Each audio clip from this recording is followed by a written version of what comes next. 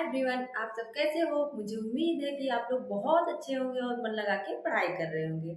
आज हम क्या पढ़ेंगे? प्रयोगवाद। हमने प्रगतिवाद तक पढ़ लिया है। आप लोगों को मैंने भारतीय युग भी पढ़ा दिया है, द्विवेदी युग के जो कवि थे, मोस्ट थे, उनकी रचनाओं को भी याद करवा दिया है। और उसके बाद छायावाद भी पढ़ लिए हैं। छायावाद के जो चारों कवि हैं उनको मैंने अच्छे से आप लोगों को बता दिया, पढ़ा दिया, ट्रिक के द्वारा रचनाओं को याद करवा दिया है। प्रगतिवाद पढ़ लिया। आज हम क्या पढ़ेंगे? प्रयोगवाद। उसके बाद क्या आएगा? प्रयोगवाद आएगा।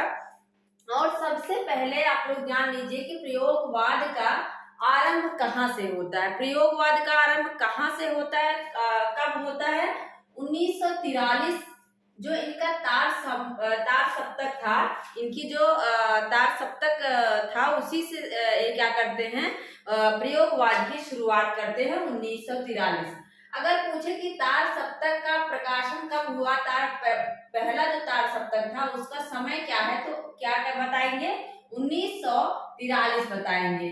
और इसी में इन्होंने क्या कहा कि ये जो कवि हैं, ये जो प्रयोगवाद के कवि हैं, वो क्या है? राहों के अन्वेषी हैं। क्या है? राहों के अन्वेषी, मतलब ये खोज करता है, ना कि ये कवि हैं। और तार सप्तक के संपादन, तार सप्तक में इन्होंने कितने कवियों को रखा है? 7 कवियों को रखा है। और कितने तार सप्तक हैं? 4।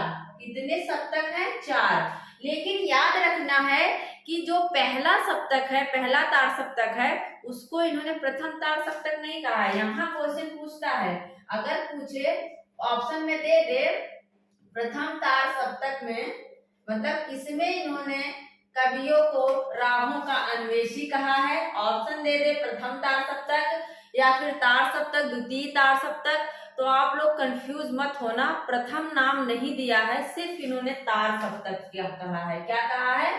सिर्फ तार सप्तक नाम दिया है। और इसका समय भी पूछा जाता है 1943। और यहीं से क्या होता है? प्रयोगवाद की शुरुआत होती है। दूसरा क्या है? पहला ये तार सप्तक था, दूसरे का संपादन द्वितीय तार सप्तक जिसे कहेंगे, या दूसरा सप्तक, दूसरा क्या कहेंगे? दूसरा तार सप्तक। क्या कहेंगे? दूसरा सप्तक कहेंगे। और इसका समय क्या है? 1951। याद रखना है, ये समय बहुत पूछा जाता है। और तीसरे वाले का जो तीसरा सप्तक है, तीसरा सप्तक, उसका समय क्या है? यहाँ 51 है, तो ये हो जाएगा 59, मतलब 1959। इसके बाद है जो चौथा तार सप्तक। चौथा सप्तक जो है वो क्या, उसका समय क्या है? 1979, मतलब 79। मतलब यहाँ क्या हो जाएगा? 1 की जगह हम 1 को 9 बना देंगे और फिर क्या हो जाएगा? 79। याद रखना है 43, 51, 59, 79। 43, 51, 59, 79 कहना है, 69 पे नहीं जाना है, एक हम छोड़ देंगे। ठीक है। इसी में मैंने बताया इन्होंने राहों का अन्वेषी कहा है कवियों का। और पूछे अगर प्रयोगवाद, तो ठीक है, प्रयोगवाद जो था उसकी शुरुआत इन्होंने की, लेकिन प्रयोगवाद शब्द का सर्वप्रथम प्रयोग अगर पूछे कि सर्वप्रथम प्रयोग किसने किया, तो किसने किया था? नंद दुलारे वाजपेयी। इन्होंने ही प्रयोगवाद शब्द का सर्वप्रथम प्रयोग किया। और किसमें किया? प्रयोगवादी रचनाएं।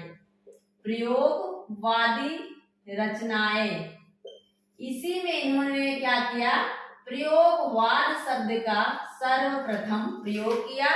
और एक चीज याद रखना, ये प्रयोगवाद को क्या कहते हैं? बैठे ठाले का धंधा कहते हैं। क्या कहते हैं? ये बैठे ठाले का धंधा कहते हैं। अब इसको कैसे याद रखेंगे, क्योंकि इसी तरह से बहुत सारे लोग कहते हैं, तो याद रखना जो दुलारे लोग होते हैं वो क्या रहते हैं? बैठे ठाले का धंधा, ही बैठे ही रहते हैं। जिनको बहुत दुलार होता है ना, जिनको बहुत दुलार कर दिया जाता है, वो शायद कुछ नहीं कर पाते हैं। और क्या होता है? वो बैठे ही रहते, बैठे ठाले का धंधा ही रहते हैं। याद रखना। लेकिन नई कविता, यहीं पे पूछे नई कविता का प्रयोग, नई कविता शब्द का प्रयोग सर्वप्रथम किसने किया था? तो किसने हम कहेंगे? अज्ञेय को। किसे कहेंगे? अज्ञेय को।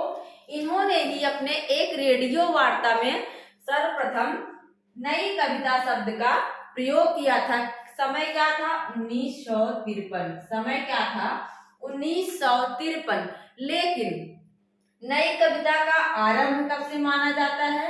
नई कविता का आरंभ अगर पूछे कब से माना जाता है तो नई कविता का आरंभ 1954 में जगदीश गुप्त, कौन थे ये पूछा जाता है।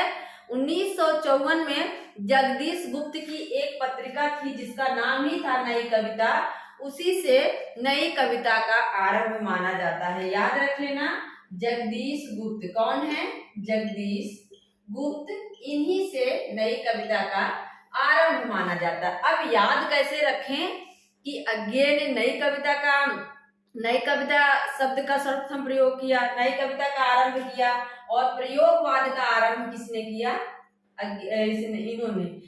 प्रयोगवाद शब्द का सर्वप्रथम प्रयोग नंद दुलारे ने किया और नई कविता शब्द का प्रथम प्रयोग किसने किया? अज्ञेय ने। तो याद रखना कि प्रयोगवाद में भी पा आ रहा है और वाजपेयी में भी पा आ रहा है। मतलब प्रयोगवाद शब्द के प्रथम वर्ड है वो क्या है? पा है, और वाजपेयी में पा है, तो हम किस पे चले जाएंगे? वाजपेयी पे चले जाएंगे, और नई कविता क्या हो जाएगा? अज्ञेय के अंतर्गत आ जाएगा। मैंने ऐसे ही करके याद किया था। इससे क्या होता है? कंफर्म रहता है और हमें दिक्कत नहीं होती है। अब देखते हैं ये अज्ञेय, इनका नाम तो हीरानंद वात्सायन अज्ञेय है ना। अज्ञेय का जो नाम है पूरा क्या है? हीरानंद वात्सायन अज्ञेय। तो इनका जो है अज्ञेय नाम किसने दिया? जैनेन्द्र ने। क्या किसने दिया? जैनेन्द्र ने। ये क्वेश्चन पूछा जाता है, याद रखना। और प्रयोगवाद की विशेषताओं से क्वेश्चन पूछा गया है। प्रयोगवाद की विशेषताएं अहमवादी प्रवृत्ति का प्राधान्य, मतलब इसमें क्या था? सभी को पता होना चाहिए कि जो अज्ञेय थे वो कैसे उपन्यासकार थे? वो एक मनोवैज्ञानिक उपन्यासकार थे। कैसे थे? वो एक मनोवैज्ञानिक उपन्यासकार थे। तो वो विशेषता यहाँ पे प्रयोगवाद में जरूर दिखाई देगी।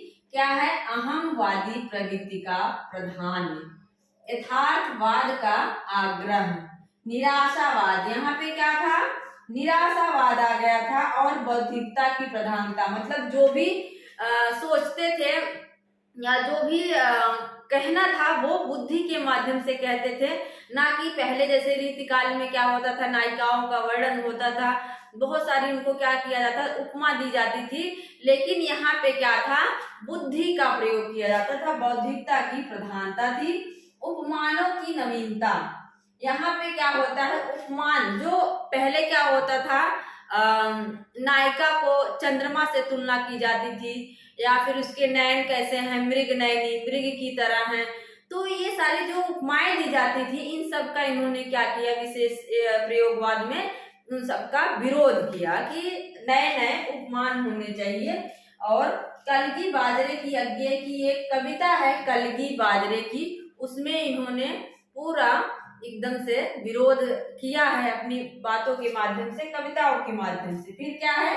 भाषा का प्रयोग, इसमें क्या है? फिर भाषा का प्रयोग।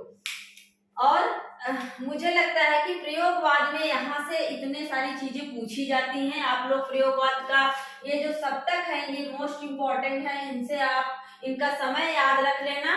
और इन सप्तक के अंतर्गत जो 7 कवि आते हैं उसका वीडियो मैंने बना दिया है, आप लोग जाके वीडियो में देख सकते हैं।